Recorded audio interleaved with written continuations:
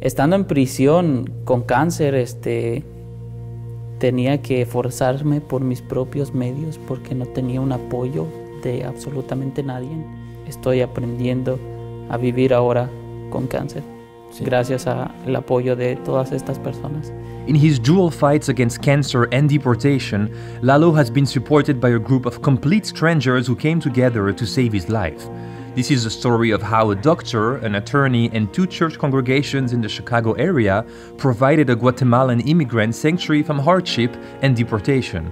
Lalo, ¿cómo vas? Muy bien, es un lugar muy acogedor, Sí. me siento como en casa. Es muy grande. Sí. Sí. Es muy limpio. Sí, ¿Es la realidad o es para nosotros que es tan limpio? es la realidad. Es la realidad. Since last December, Lalo has called this apartment in the basement of a church his home. Before that, the 22-year-old had spent a couple months behind bars in immigration custody, awaiting deportation. He was scooped up by border officers in California after crossing the border without a visa in October. ¿Por qué decidiste de huir de Guatemala? Las pandillas llegaran a mi negocio y me extorsionaran pidiéndome dinero, que si no pagaba me iban a matar. Empezaron a amenazarme con armas de fuego y disparando a mi negocio. ¿Cómo fue el viaje? Se le enfrenta a la muerte con lo que originalmente se llama la bestia, que es el tren que viaja con muchos inmigrantes de México hasta la frontera de Estados Unidos. Vi a personas que se caían del tren y el tren les cortaba la pierna, otros morían porque migración detiene el tren. Entonces la gente, cuando siente que va parando el tren, se tira del tren y pues algunos caen debajo del tren y mueren. After picking him up in California, Immigration and Customs Enforcement first transferred Lalo to Arizona and then to a detention center near Chicago. One day, Lalo collapsed in his cell. Doctors at a nearby hospital later discovered he had a rare form of cancer. I've never seen anyone with the kind of advanced thyroid cancer that Lalo had. Anyone in the United States would have had this workup long before it had already gotten to his lungs. To stop the cancer from spreading, Dr. Steven Singh and his team removed Lalo's thyroid. Lalo stayed in the hospital for 11 days. The 2 law enforcement officers who guarded Lalo at all times and shackled him to his hospital bed told Singh not to contact anyone on Lalo's behalf. That's all standard procedure for incarcerated patients. It's actually a safety issue.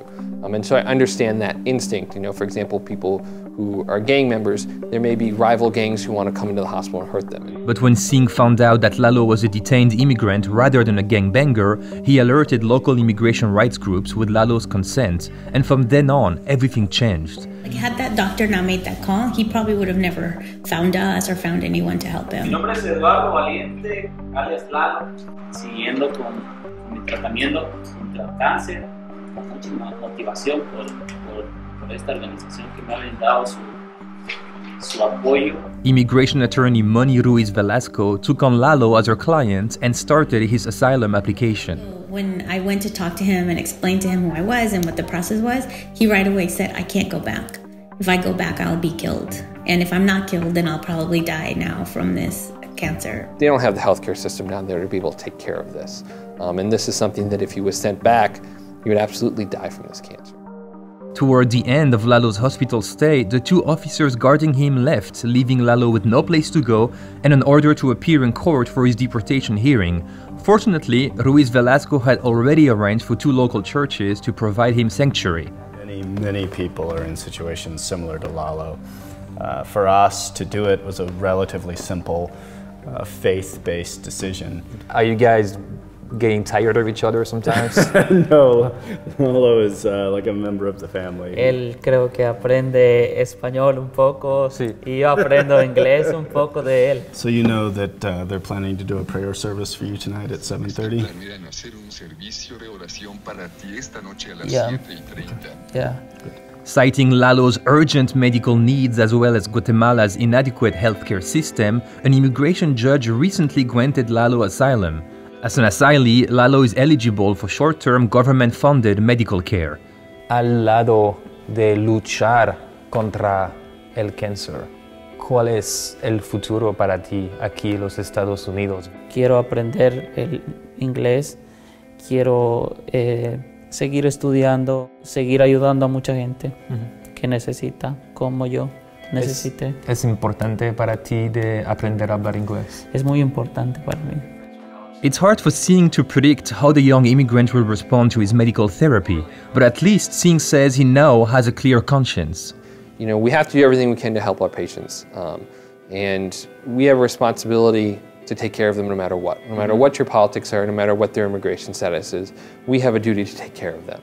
And part of taking care of them is finding them a way to be able to stay here if they need to stay here.